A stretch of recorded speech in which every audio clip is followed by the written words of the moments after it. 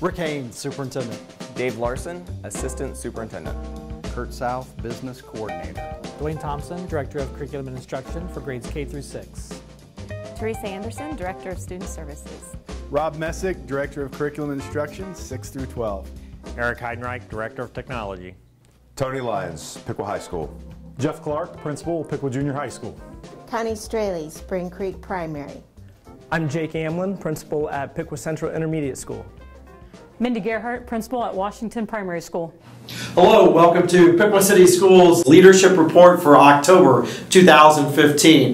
We have with us our lead principals from all of our buildings and also curriculum directors, student service folks, assistant superintendent, business coordinator, along with our technology coordinator. And welcome to all of you to help out with this edition of this show. And I appreciate you all being here. Moving into the fall, one of the most important things that is happening for parents especially is an opportunity to make sure that they're touching base with their child's teacher in order to find out how student achievement is happening. And that's with parent-teacher conferences, which is a traditional event for all of us going back to when many of us were in school, and it continues today. They've changed a little bit. Let's talk about fall conferences. Someone share a little bit about what you hope parents can gain from being able to touch base with their child's teacher.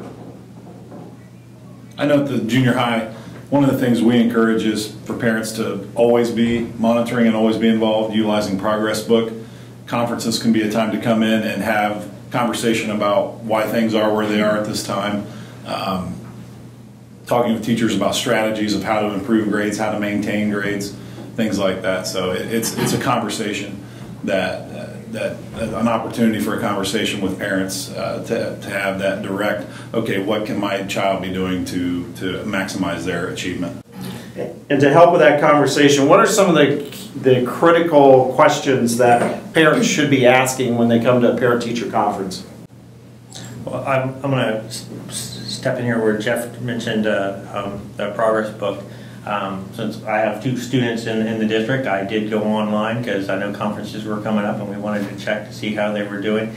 And I discovered that with some of the recent changes that we've made with the kids moving around, and I believe it's because of the building restructuring, that one of my students I typically had access to, I no longer could view their scores and everything and see how they were doing. So I had to touch base with at the building level, basically, to get that key that would have tied the student back into my account. So I just wanted to remind parents that do this early so they can be able to access that information so that they're ready for their conference. So there's some prep that can go on well in advance of conferences with Progress Book. So if a parent doesn't know how to get on Progress Book, what do they do?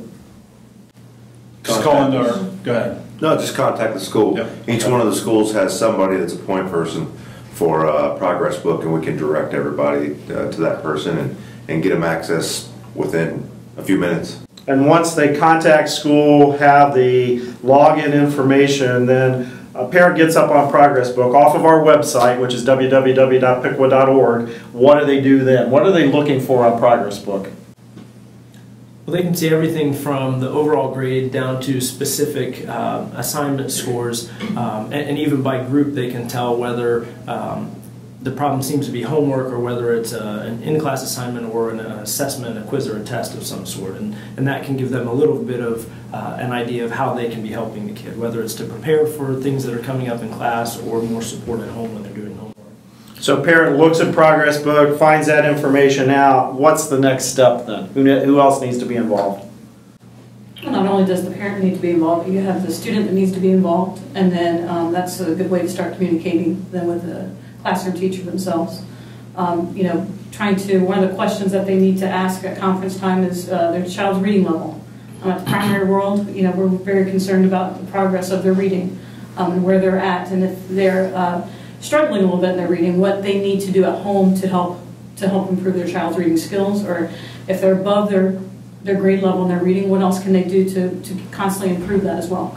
Great. And in a lot of cases, I think it's a matter of motivation, and a lot of the kids that I see struggle because they don't find the material relevant or interesting. And so I think another thing that teachers can or that parents can ask teachers is about other experiences that the parents can help provide for the kids to make that learning fun and exciting for them. How can they connect things at home that tie into what we're doing in the classroom? And one of the things I don't ever want to lose sight of is an opportunity for parents to talk to teachers about how their students are doing socially in school.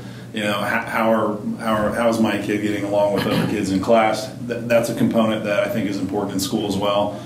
And the teachers that see those students every day are the ones that know that best. So I think that's a great question for parents to come with is how is my child getting along with other students? How do they interact with other students?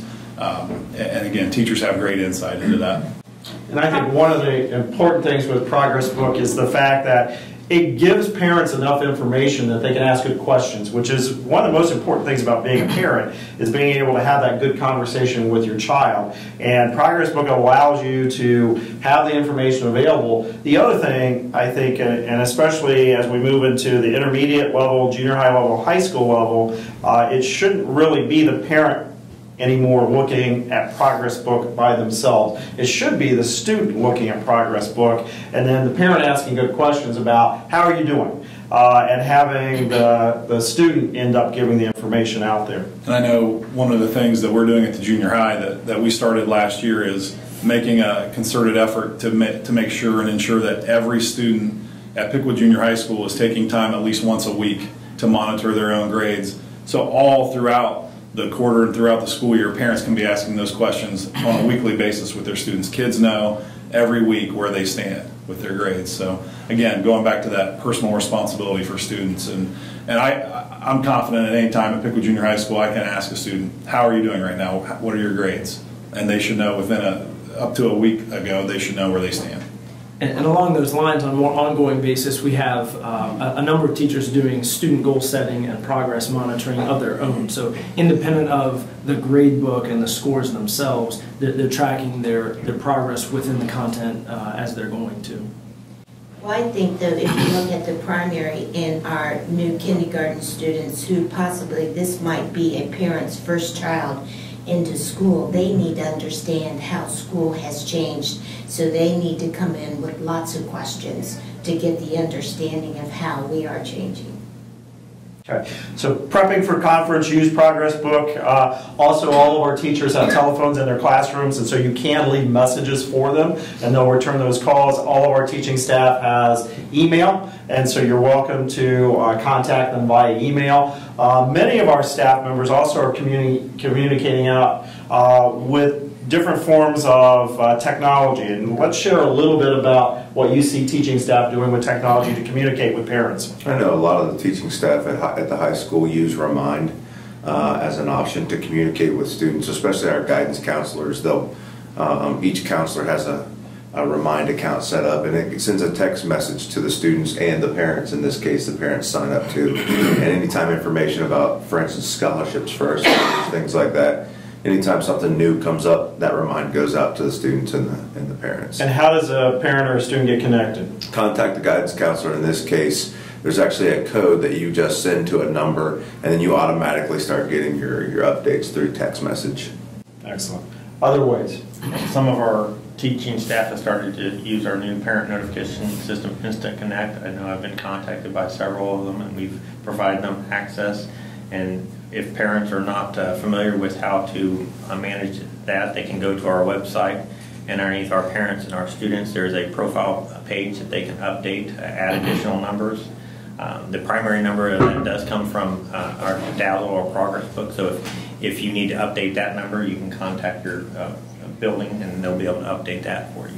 Okay, great. Other ways you see teaching staff communicate progress and information? Social media, Twitter. I have several teachers also that use a program called Edmodo that communicates directly with students for sure, and parents also have access to that. So, I mean, there are a lot of ways out there that are happening. Yeah, and I think social media is a big one. It's a way that we can keep parents and families in the loop without them necessarily having to seek out the information, because once they decide to follow our Twitter or Facebook, Instagram, or whichever account we're using, then it just shows up for them. And so when we have an event coming up, they don't have to dig around and find out when the event is. It just pops up in their feed there.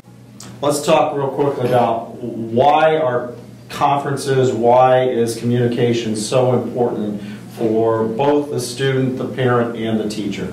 What's the most important thing, and why are we valuing that so much?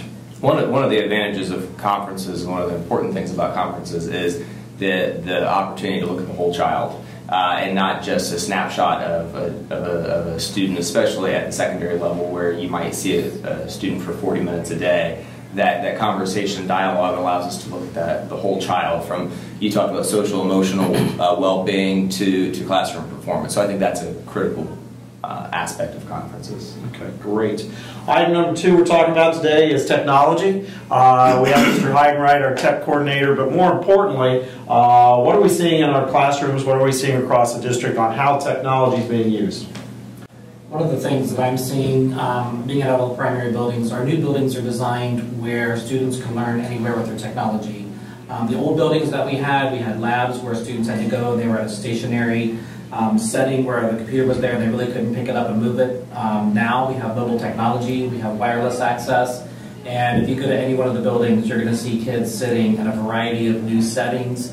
They're just going to be everywhere with their computer learning, and they're not going to be confined to one space. So they're by themselves, they're with groups, they're in class, they're everywhere, and it's amazing to see how the building structure has changed that form of how we're using technology in our buildings. Anyone else seeing that in their buildings?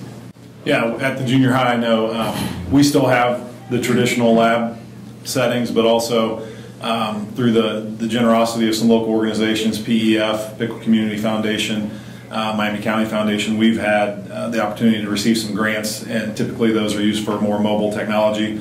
Chromebook carts are what we have moved to in the most recent times here, and again, giving students the opportunity to be mobile and working throughout the building. We have some extended learning areas out in the hallways that kids are accessing within the classroom. It's easier to get them together, to work together as a group and to collaborate when you can pull your technology aside and be moving around the classroom. So I think even where at the junior high where we're still somewhat traditional with our labs, we're moving more towards those settings, and our kids prefer that, and our teachers prefer those over the traditional lab settings. And not only in school, but we're also providing technology now for our families in their homes. And our primary principals, you want to share a little bit about what we're doing with the REACH program, which is our straight A grant. Well, the past couple of weeks now, we've have had parent meetings with kindergarten parents and first grade parents, where they can come in, learn about the program, the REACH program itself, through the straight A grant. They can also grab that computer, get onto the REACH website, log everything in that they need to know for the modules that the students can work on at home with their parents. This has allowed one-to-one laptops for not only K through 1, but also each second and third grader has a laptop that they can use in their classroom as well. I know that we've had some success with parents coming in, and we've opened it up for parents to come in sometime during the day to grab their kids' Chromebook that they need to take home.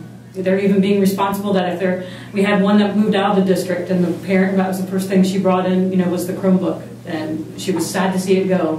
And she's hoping that in the next school district they have something similar to that program. So parents have to be trained and go through the training. Once they receive the training, then the Chromebook actually goes home. Correct. What's happening at home then? It's more of a one-on-one, a parent with their child working on literacy, and they watch different modules to improve their reading.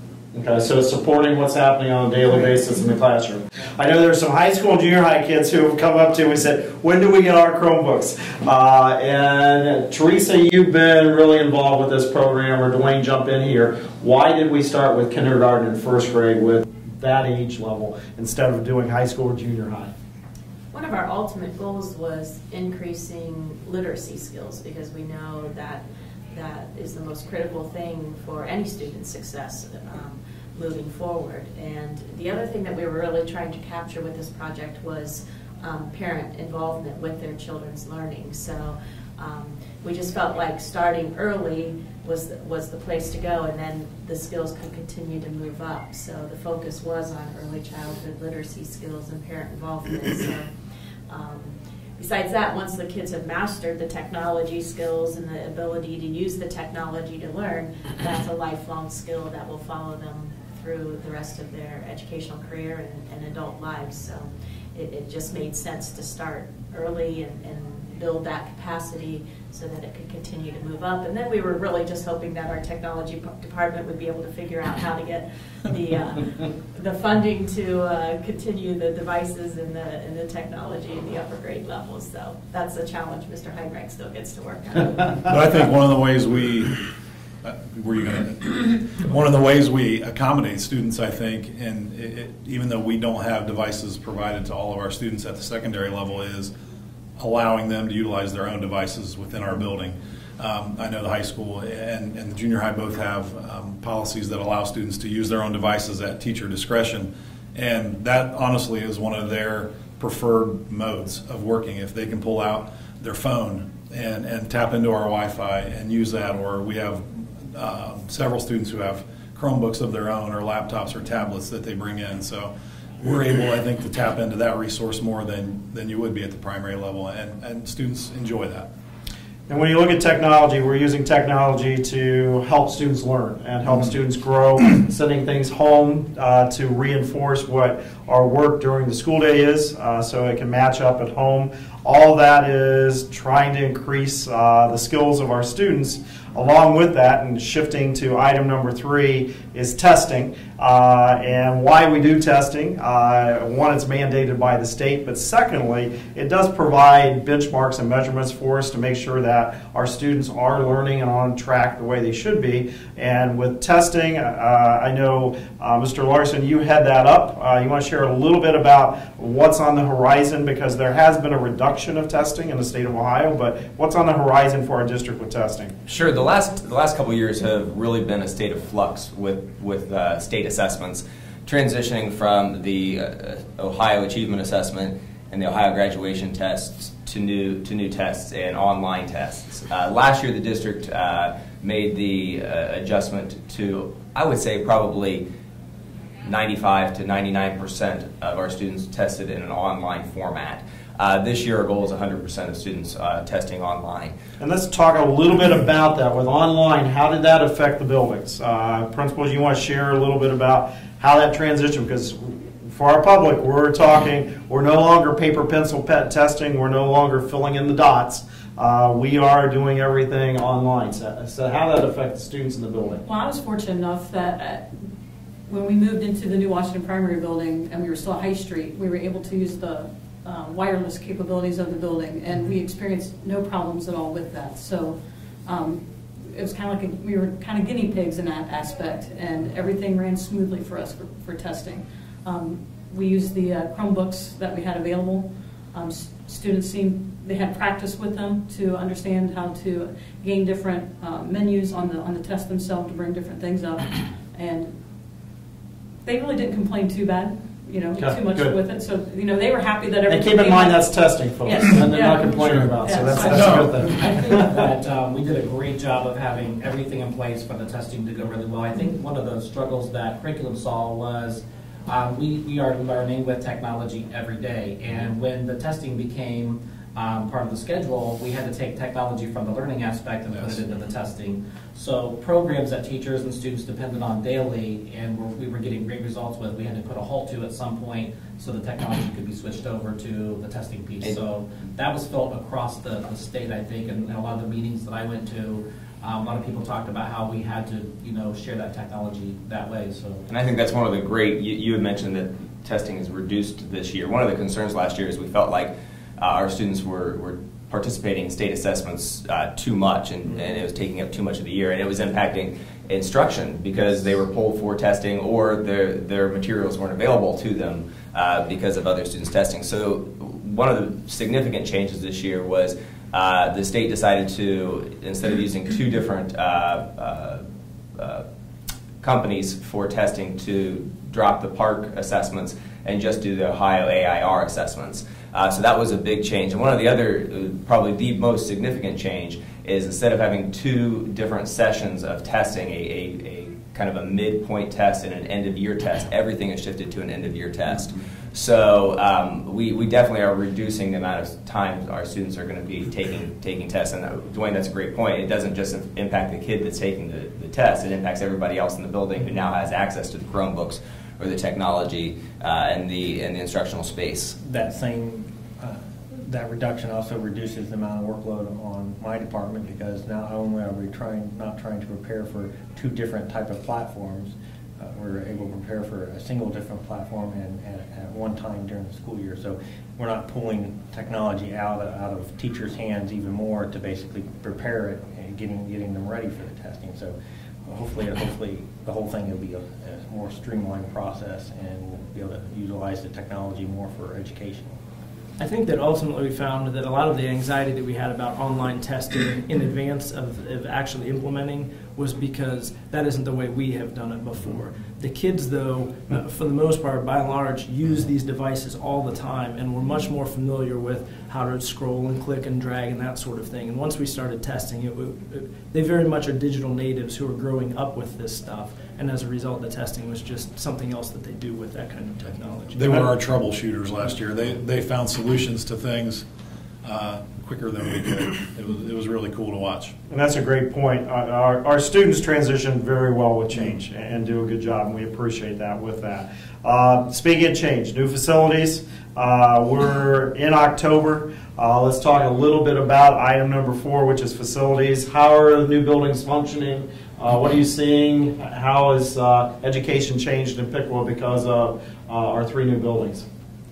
I would say coming from an old building last year and moving into Spring Creek, it is light, it is airy, it's environmental safety, and it's exciting to learn.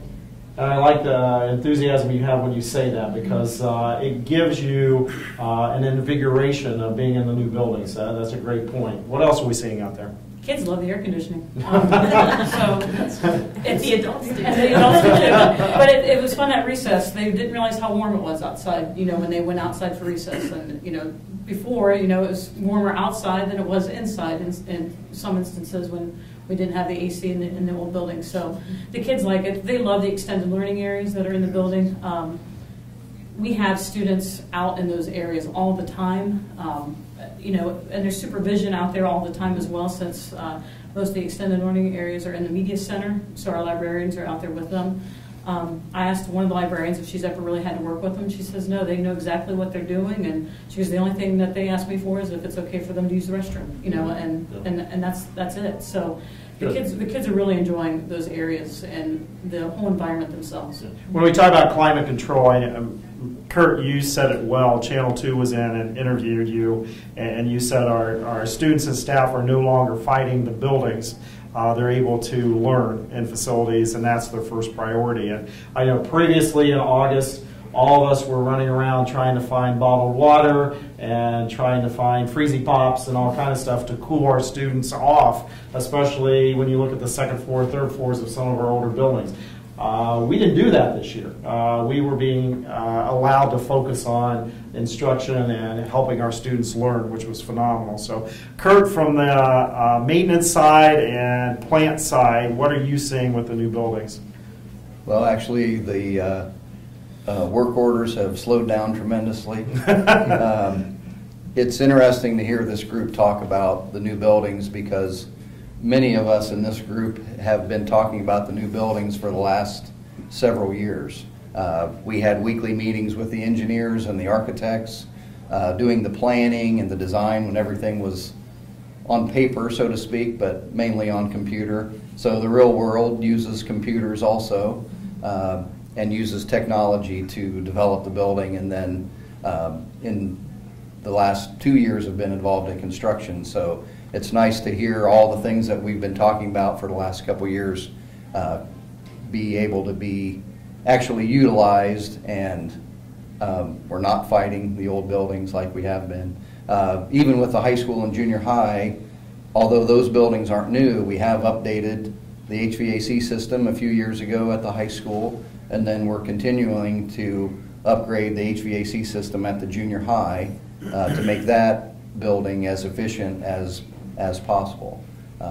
So it's interesting to hear the group comments that we're finally at a point where we're using something we've been talking about for so long. And I know with asbestos abatement and also demolition, we are maybe a third to a half finished with that project. Yeah. When do you project us being completed with that? Well, everything will be done by the end of December of this year. Okay. Currently, the Wilder building is almost completely all the way down. As far as the walls and the roof, that type of thing. They still have foundations to remove, and the floor that was on the lowest level is still there. And demolition contractors say what they do is they make a mess and they clean it up.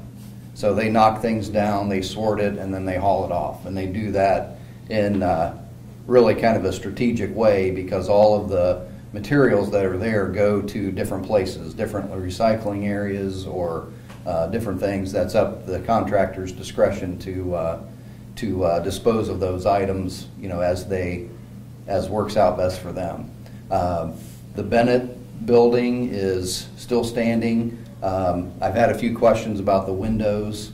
The windows or the caulking had asbestos in it, so the abatement contractor had to dispose of those, and they were required to put plywood over the windows on the first floor and plastic on the second floor. Same thing with the High Street building. But all the asbestos work is complete. We're all approved for demolition. The Bennett building will start in the next couple weeks, and High Street after that. So project coming to an end. Will be finished at the end of December. Huge appreciation and a huge thank you to our community for providing new facilities with climate control and the other things like extended learning areas, which has really enhanced our capabilities to work with our students to help them continue learning at a great pace. If we shift to the final topic today, I was reminded of it last night at a cross-country family dinner. The coaches were presenting just a reminder to parents that some of the athletes were coming to practices now with just shorts, and it's getting cooler. We're in fall, and with fall comes cooler temperatures. Let's talk a little bit about some things that all of you would like to see and remind our parents on everything from dress to prepping kids for time change to everything that's going to happen here in the fall with going from temperatures in 60s, 70s, 80s to temperatures in the 40s and 50s and maybe 60s. So what advice you have for our parents? I think it's important that the parents know that the kids will go outside and they need to dress appropriately. They do need long pants and they need sweatshirts or a jacket to, you know, because they do need to go outside. They need to run around and get some fresh air, and so they need to be dressed appropriately. And that's a great point, because just like at home, sometimes there's an important part of parenting that you make sure your child is outside getting some physical activity. Recess is an important component. Even at the junior high, high school level, they have the opportunities to get outside, and that's important. But they need to be dressed appropriately, so I appreciate that. What other things do we have? Well, along with that, hats and mittens and gloves and all of that, those things tend to pile up in the lost and found. So I would suggest that parents talk with their kids and make sure that they've got a plan for where they put their gloves and where they put their hat when they come inside, because ultimately we never have a pair of anything. It's always just one here and one there. But make sure that you're talking to your kids about hanging on to that stuff. And labeling. It is amazing every year how many jackets and coats end up in the lost and found, and nobody knows who they are, who they belong to. And you know, simply putting your child's initials or name on the tag helps us be able to get them back to the right people and make sure that you're not wasting your money at home buying jackets for your children that never come home again. The other great feature about the new buildings is each child does have a locker. You know, sometimes in our old buildings they had to share spaces with other kids, and it was easier to get items confused. But each child has a locker, and so that gives them their own personal space to put things, so you can talk to them about making sure they're putting their things in their own space and keeping track of them, and then I'm sure the parents will be happy when those things come home and aren't being lost every other day. So.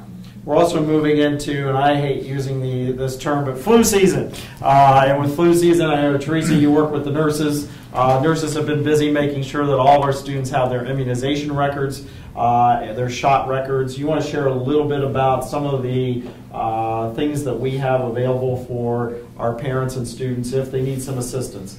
If people aren't aware, we do have an immunization clinic that runs out of Piqua Central Intermediate School, corner of Park and Nicklin. They are there on Thursday afternoons, and they offer opportunities to get any immunizations that student may need, and I believe they're going to do flu shots as well. They're also providing them for our staff, so our staff can stay healthy, and those it's a great opportunity. It's right in the school setting, so if you have any needs as far as immunizations or those types of things, please visit there. We also have several other health clinics in town that you can access to get flu shots or immunizations. Most importantly is help the kids take care of themselves. Eat well, get lots of rest, and wash your hands. Wash your hands. Yes, that is the ultimate. On top of that, though, we have many stations in the building where they can get hand sanitizer. So students need to just make it a habit to wash their hands and use the hand sanitizer as well, and then hopefully we can minimize the number of germs and everybody can keep healthy this winter. Great.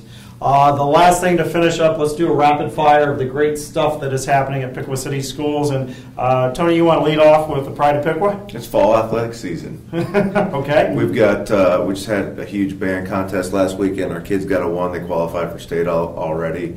We have homecoming coming up this weekend. And it's great to be in fall season with our kids.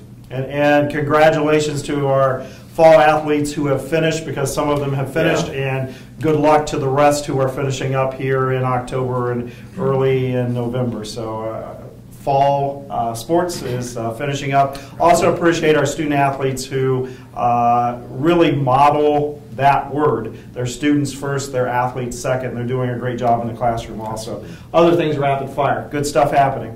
We're excited at the junior high, kind of piloting a new reading program called Read 180. We have 3 sections of that at the junior high, and so far things seem to be going really well. Our teachers are excited about it. We're getting really positive feedback from students about the program and how it's helping them improve as readers. So we're excited about that at Piqua Junior High School. Great. I had a chance to have a collaborative leadership meeting just last night, and just sitting with a group of people that is that dedicated to kids and that passionate about making the school a better place, not just in their classroom, but for the entire building. It's just another testament to the great resource we have in our staff here in Piqua. Excellent. Field trips are starting up for us, so the kids are excited about going out to either the Miami County Park Districts or other places out in the community to learn more of what's out beyond the walls of the school building. That's excellent, and sometimes I'll get hit with, you guys still do field trips. Our district does field trips. I appreciate you. I think field trips and cursive writing are the two that people think that we're not doing here. And at Piqua City Schools, I can share with you, we are doing field trips. We believe in making sure that our students do get those extra experiences that really beef up what happens in the classroom. And also, we're still doing cursive writing. We never stopped. So with that, a huge thank you to our community. It has been a great opening few months. October, we are looking forward to some great things happening at Piqua City Schools. As always, we appreciate your support from our community, from our parents. We have a wonderful staff. We have great students. And on behalf of everyone at Piqua City Schools, thank you very much. This has been Rick Haynes and the leadership team for Piqua City Schools for the Piqua City Schools Leadership Report for October 2015. Thank you very much.